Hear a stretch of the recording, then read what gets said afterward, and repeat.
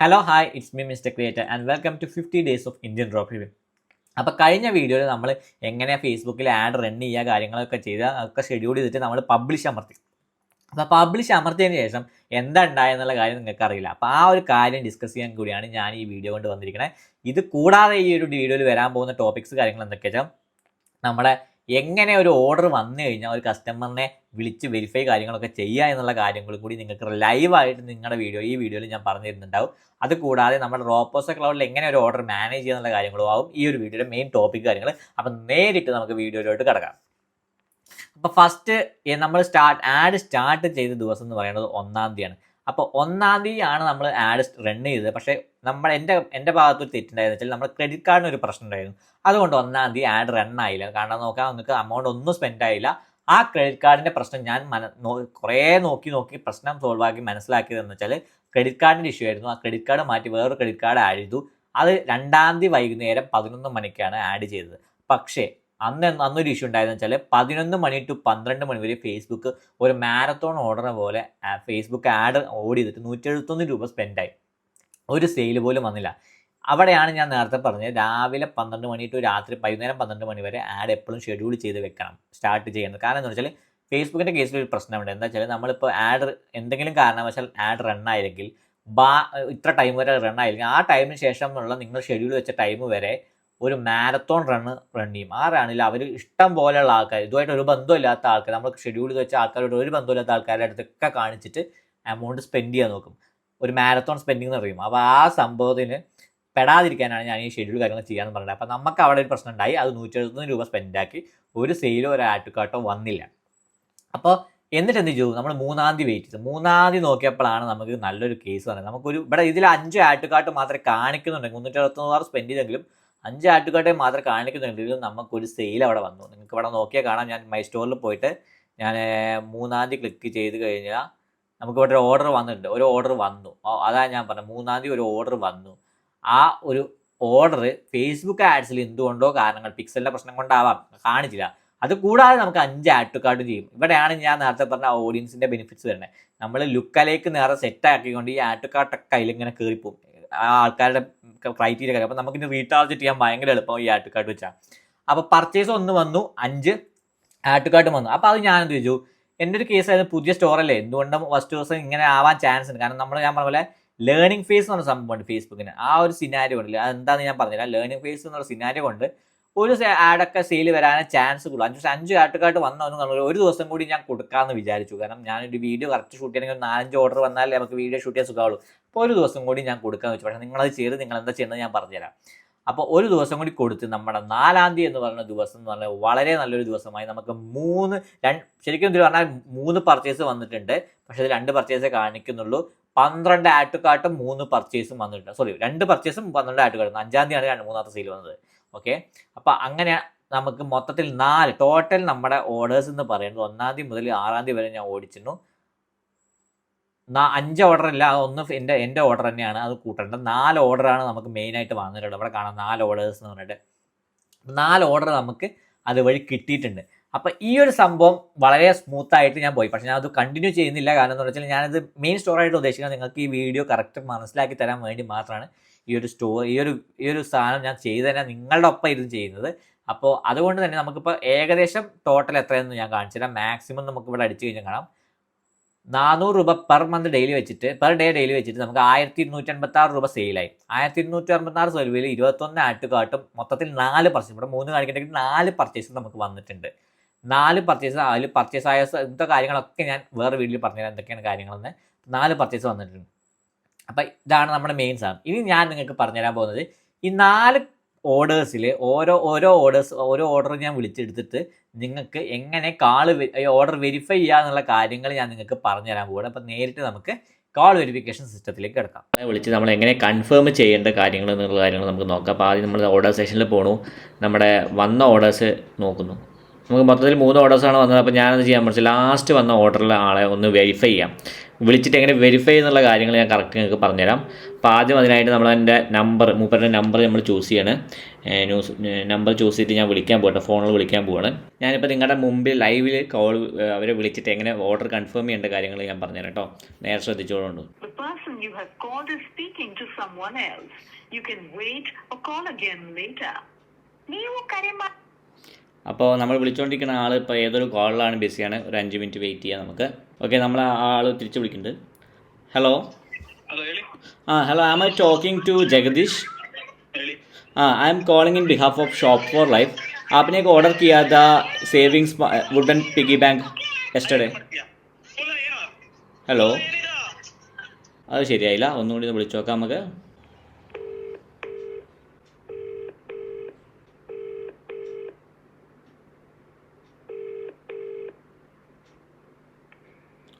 Hello sir. Hello. Am I talking to Jagdish? I am calling in behalf of shop for life. आपने yesterday एक order किया था save smart wooden piggy bank. Okay, അടുത്ത ആളെ വിളിക്കാൻ പോവാണ്. നമുക്ക് ജസ്റ്റ് നമ്മളിപ്പോൾ ഒരാളെ എങ്ങനെ വിളിക്കുക എന്നുള്ള കാര്യങ്ങൾ ഞാൻ നിങ്ങൾക്ക് പറഞ്ഞുതരാൻ പോവാണ്. അപ്പോൾ ജസ്റ്റ് ഒന്നുമില്ല, നമ്മൾ പറയുമ്പോൾ ശ്രദ്ധിക്കേണ്ട കാര്യങ്ങൾ എന്തൊക്കെയാണെന്ന് വെച്ചാൽ, നമ്മൾ ആദ്യം പറയേണ്ടത് അയാളെ ഇന്ന ആളാണോ എന്നുള്ള വെരിഫൈ ചെയ്യണം. അതായത് ഹായ് സാർ ഈസ് ഇറ്റ് എന്ന് പറഞ്ഞിട്ട് ആളുടെ പേര് ചോദിക്കുക. എന്നിട്ട് അത് ചോദിക്കുകയാണ് എന്താ ചെയ്യുന്നത് വെച്ചാൽ, സാർ ഞാൻ വിളിക്കുന്നത് ഷോപ്പ് ഫോർ ലൈഫ്, അത് ഹിന്ദിയിൽ അല്ലെങ്കിൽ ഇംഗ്ലീഷിലാണ്, നിങ്ങൾക്ക് ഏതാ കംഫർട്ടബിൾ ആണെന്ന് നോക്കിച്ചാൽ I am calling in behalf of which website, നിങ്ങളെ ഏതാ വെബ്സൈറ്റ്, ആ വെബ്സൈറ്റിൻ്റെ പേര് പറയുക. നിങ്ങൾ ഒരു ഓർഡർ ചെയ്തിട്ടുണ്ട്, അതായത് you have placed an order for ഇന്ന പ്രൊഡക്റ്റ് എന്നുള്ള കാര്യം നിങ്ങളവിടെ പറയണം. അതായത് ഏത് പ്രൊഡക്റ്റാണ് അവർ ഓർഡർ ചെയ്തിട്ടുണ്ട്, അതിൻ്റെ പ്രൈസ് വേണമെച്ചാൽ പറയാം, പറഞ്ഞില്ലെങ്കിലും കുഴപ്പമൊന്നുമില്ല. പ്രൈസ് പറയുന്നത് നന്നായിരിക്കും, കാരണം അത് ഓർഡർ കൺഫേം ചെയ്യുമ്പോൾ ആ പ്രൈസ് അവർക്ക് ഓക്കെ ആണോ എന്നുള്ള കാര്യം കറക്റ്റ് കൺഫേം ആവും. അപ്പോൾ I am calling in behalf of shop for life. For example, I am calling in behalf of shop for life. You have ordered for and save smart wooden piggy bank yesterday which cost about 899 rupees sir. I just want to confirm the order. ഞാൻ എനിക്ക് confirm ചെയ്താൽ കൊള്ളാമെന്നുണ്ട് എന്നുള്ള കാര്യം direct ചോദിക്കാം. Sir, അപ്പോൾ നമ്മൾ confirm ചെയ്യാനതിന് വേണ്ടിയിട്ട് ഒന്നുകൂടി ഉറപ്പിക്കാൻ വേണ്ടിയിട്ട്, അപ്പോൾ അയാൾ ഒന്നുകിൽ കൺഫേം ചെയ്യേണ്ട അറിയും, ക്യാൻസൽ ചെയ്യാൻ പറയും. അപ്പോൾ ക്യാൻസൽ ചെയ്യുക ഓർഡർ. കൺഫേം ചെയ്തോളൂ പറയാൻ വെച്ചാൽ ഒന്നും കൂടി ഒന്ന് ഉറപ്പിക്കാൻ വേണ്ടിയിട്ട് സാർ നിങ്ങളുടെ അഡ്രസ്സ് ഒന്നുകൂടി പറയണം. Sir can you repeat your address just for your shipping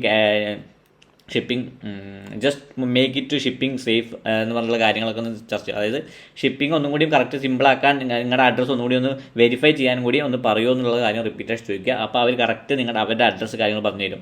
അപ്പോൾ നമ്മൾ ഫസ്റ്റ് വിളിച്ച ആൾക്കാർക്ക് അത് ക്യാൻസൽ ആക്കണം എന്നാണ് പറഞ്ഞത്, അയാളല്ല അതൊന്നും ഓർഡർ ചെയ്തത്. അപ്പോൾ എന്തായാലും നമുക്ക് ഒന്നുകൂടി രണ്ടാമത്തെ ആളെയും കൂടി ഒന്ന് വിളിച്ച് നോക്കാം. അപ്പോൾ കറക്റ്റ് ഏകദേശം ക്യാരി ഓൺ ചെയ്യും, അതെന്താവും അവസ്ഥ നോക്കാം നമുക്ക്. അപ്പോൾ 8826690934 നമുക്കൊന്ന് വിളിച്ചു നോക്കാം. ഇയാൾ എന്താ പറയുന്നത് നോക്കാം നമുക്ക്. Hello, am I talking to mister Rahul? I am calling in behalf of shop for life. आपने एक ऑर्डर किया था save smart wooden piggy bank. एक वुडन पिगी बैंक प्रोडक्ट आपने ऑर्डर किया था, वो ऑर्डर कंफर्म करने के लिए कॉल किया था. कंफर्म कर दूं sir? Hello sir. Hello. Okay, confirm कर दूं सर? आपने एक ऑर्डर किया था शॉप फॉर लाइफ वेबसाइट में, save smart wooden piggy bank, वो पैसा डालने वाला. हाँ, ऑर्डर कंफर्म कर दूँ? ഓക്കെ, ക്യാൻസൽ कर दूँ sir? Okay, thank you sir. കണ്ടോ, ഇപ്പോൾ ഇയാൾ മൂപ്പര് നമ്മൾ ഡയറക്റ്റ് മൂപ്പര് സംസാരിച്ചപ്പോൾ അയാൾ പറഞ്ഞു അയാൾ ഓർഡർ ചെയ്തത് അപ്പത്തെ ഒരു ഇൻസ്റ്റിങ്ക്റ്റിലാണ്. അപ്പോൾ അയാൾ ഇപ്പോൾ നമ്മൾ ഈ പ്രൊഡക്റ്റ് ഷിപ്പ് ചെയ്തിട്ട് അവരുടെ അടുത്ത് എത്തിയിട്ടുണ്ടെങ്കിൽ അത് എന്ത് വന്നാലും RTO അടിക്കും. അപ്പോൾ നല്ലൊരു ഓപ്ഷൻ എന്താണ്, ഓർഡർ ക്യാൻസൽ ചെയ്യുക. അപ്പോൾ നമ്മൾ വിളിച്ചപ്പോൾ അയാൾ പറഞ്ഞു ഓർഡർ ക്യാൻസൽ ചെയ്യാൻ. അപ്പോൾ അത് എന്താണെന്ന് വെച്ചാൽ അപ്പം തന്നെ ക്യാൻസൽ ചെയ്യുമ്പോൾ നമുക്ക് വരുന്ന റിട്ടേൺ ചാർജസ് കാര്യങ്ങളൊക്കെ നമുക്ക് കുറഞ്ഞ് കിട്ടും എന്നുള്ളതാണ് ഇതിൻ്റെ ഏറ്റവും വലിയ പ്രയോറിറ്റി. അപ്പോൾ ഇതായിരുന്നു നമ്മൾ എങ്ങനെ ലൈവായിട്ട് ഒരു വ്യക്തിനെ വിളിച്ച് എങ്ങനെ ഓർഡർ കൺഫേം ചെയ്യണം എന്നുള്ള കാര്യങ്ങൾ ഞാൻ നിങ്ങൾക്ക് പറഞ്ഞു തന്നെ. ഒന്നുകൂടി പറയാം. ആദ്യം അയാളുടെ പേര് കാര്യങ്ങൾ പറയുക, ചോദിക്കുക, ഉറപ്പിക്കുക അത് തന്നെയാണോ വ്യക്തിയെന്ന്. അല്ലെങ്കിൽ അത് അയാളല്ല വിളിക്കണമെങ്കിൽ അയാളല്ലെങ്കിൽ അപ്പം തന്നെ മനസ്സിലാവുക അതൊരു ഫേക്ക് ഓർഡറാണ്.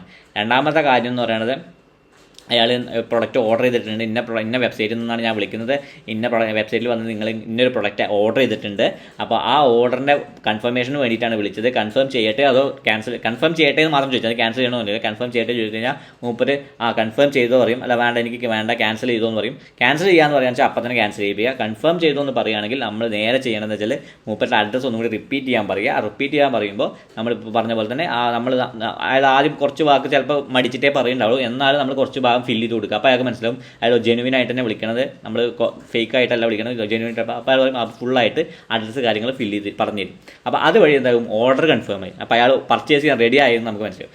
അങ്ങനെയാണ് നമുക്ക് മെയിനായിട്ട് RTO പകുതിയോളം കുറയ്ക്കാൻ പറ്റുക. അപ്പോൾ ഇങ്ങനത്തെ മെത്തേഡ് നിങ്ങൾ ഫോളോ ചെയ്താൽ മാത്രം മതി നിങ്ങളുടെ ഓർഡേഴ്സ് കാര്യങ്ങളിലെ RTO കുറയ്ക്കാനും അതേപോലെ തന്നെ നമ്മുടെ ഫേക്ക് കോൾസ് കണ്ടുപിടിക്കാനും പറ്റും. അപ്പോൾ നിങ്ങൾക്ക് കാൾ എങ്ങനെ വെരിഫൈ ചെയ്യേണ്ടത്, അതേപോലെ തന്നെ RTO ഇത് ഇങ്ങനത്തെ കാര്യങ്ങൾ കൊണ്ട് ചെയ്താൽ ഗുണമുള്ള ബെനിഫിറ്റ് എന്താ കാര്യങ്ങൾ എന്തൊക്കെയാണെന്ന് മനസ്സിലായി. നിങ്ങൾക്ക് RTO കാര്യങ്ങൾ കുറയ്ക്കാൻ പറ്റും, ഫേക്ക് ഓർഡേഴ്സ് കുറയ്ക്കാൻ പറ്റും. അപ്പോൾ ഈ ഒരു കാര്യം നിങ്ങൾക്ക് മനസ്സിലായി തോന്നുന്നു. അപ്പോൾ നമ്മളിപ്പോൾ വെരിഫിക്കേഷൻ കാര്യങ്ങൾ സിസ്റ്റം കറക്റ്റ് ക്ലിയർ ആക്കിയിട്ട് ഇനി അടുത്ത് നമ്മൾ പോകാൻ പോകുന്ന സ്ഥലം എന്ന് പറയുന്നത് നമ്മുടെ റോപ്പോസോ ക്ലൗഡിലേക്കാണ്. റോപ്പോസോ ക്ലൗഡിൽ എങ്ങനെ ഒരു ഓർഡർ വന്നാൽ മാനേജ് ചെയ്യേണ്ടത് എന്നുള്ള കാര്യങ്ങളോട് ഞാൻ പറഞ്ഞുതരാം. ആദ്യം തന്നെ നമ്മുടെ റോപ്പോസോ ക്ലൗഡിലേക്ക് വരിക. ഇവിടെ മാനേജ് ഓർഡേഴ്സ് എന്ന് പറഞ്ഞൊരു സെക്ഷൻ ഉണ്ടാവും. ആ സാധനം ക്ലിക്ക് ചെയ്യുക.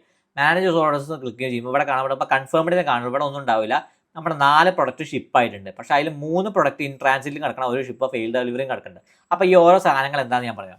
കൺഫേംഡ് എന്ന് പറഞ്ഞ ഓർഡേഴ്സ് സെക്ഷൻ എന്ന് പറയുന്നത് വെച്ചാൽ അപ്പോൾ ഞാൻ നേരത്തെ പറഞ്ഞ പോലെ തന്നെ നിങ്ങൾ ഓർഡർ വന്ന ഉടനെ വരുന്ന സാധനമാണ് ഈ ഒരു കൺഫേം സെക്ഷൻ. അപ്പോൾ അത് വന്ന പാട് നിങ്ങൾ ചെയ്യുന്ന സാധനമാണ് വെരിഫിക്കേഷൻ.